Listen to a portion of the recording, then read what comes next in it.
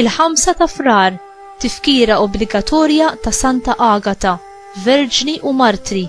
Qari mill-Evanġelju ta' San Mark, kapitlu 6, versi minn 14 sa 29. F'dak iż-żmien, is-Sultan Erodi sema b'Ġesu għax ismu kien sar magħruf, u xi wħud bdew jgħidu Ġwanni l-Battista qam mill-imwiet, minħabba fekk l-setat tal-mirakli qegħdin jaħdmu fih. Imma oħrajn bdew jgħidu dan Elija, u oħrajn profeta bħal wieħed mill-profeti l-oħra. Iżda Erodi meta sema bih qal Ġwanni l-Battista li jien qtajtlu rasu u qam il-mewt.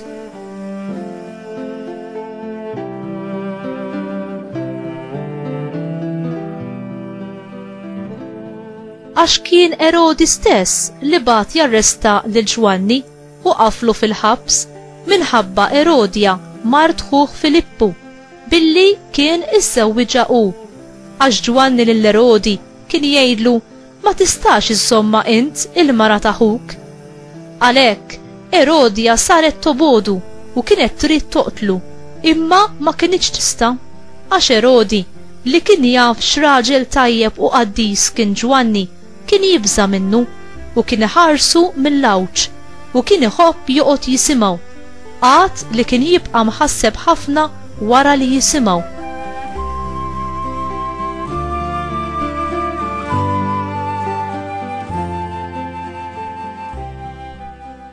Mela wasal jum tajjeb meta Erodi għalaq sninu u għamel ikla lill-gbarat tiegħu, lill-fizzjali l-għolja u lill-aqwa nies tal-Galilija. Bint Erodja daħlet tisfen u għoġbot lill-Erodi u lill-mistednin tiegħu.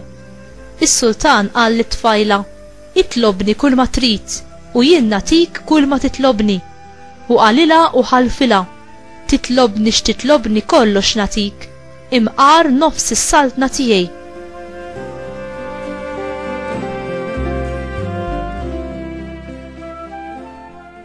Dik ħarġet u marret tistaqsi lill-omma tgħid x'nitolbu.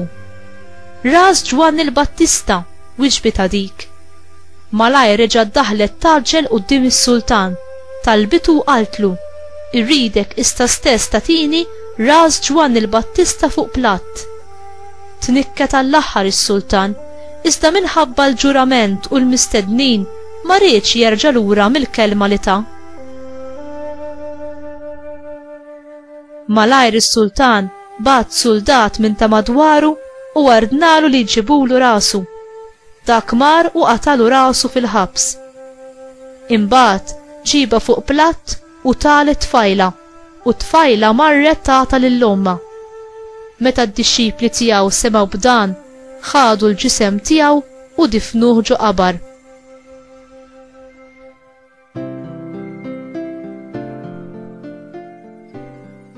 Il-kelma tal-mulej, tifħir lilek Kristu.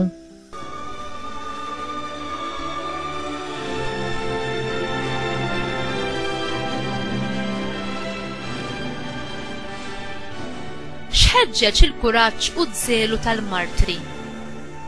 Huma ħabbew lill-Alla u l-verità tiegħu aktar minn ħajjithom stess.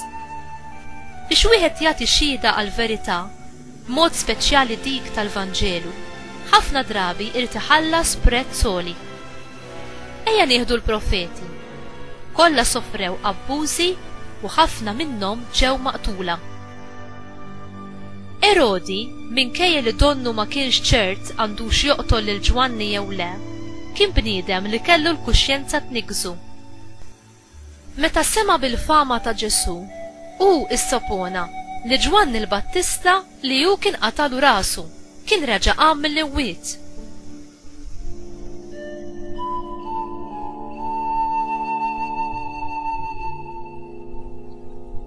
Sfortunatament, għal Erodi ma rnexxilux jeħles mid-dnub billi ħeles mir-raġel li kien jakkużah bl-istess dnub.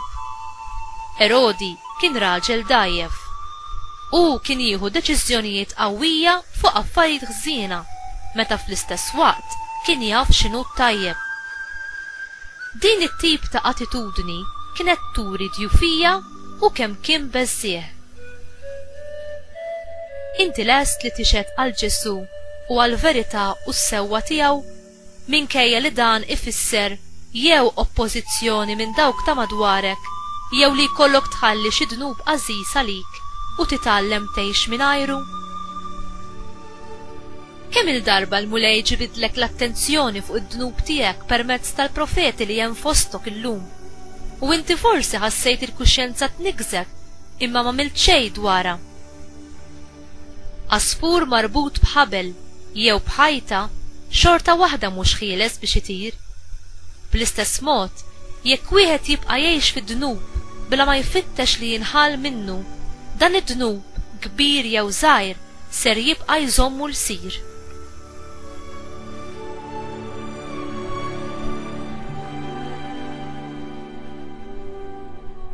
Mulej, għatini kuxjenza sensittiva u qawwija ħalli nkun nista' naraf il-ħażen għal dak li hu u nindem mill-mod kif offendejtek. Enni nażel dak li hu tajjeb u nwarrab il-ħażin li hu kontrarju għar-rieda mqazza tiegħek. U enni naħdem għal qdusija tiegħi u tal-oħrajn ħalli nkun noġbok f'kollox. Amen.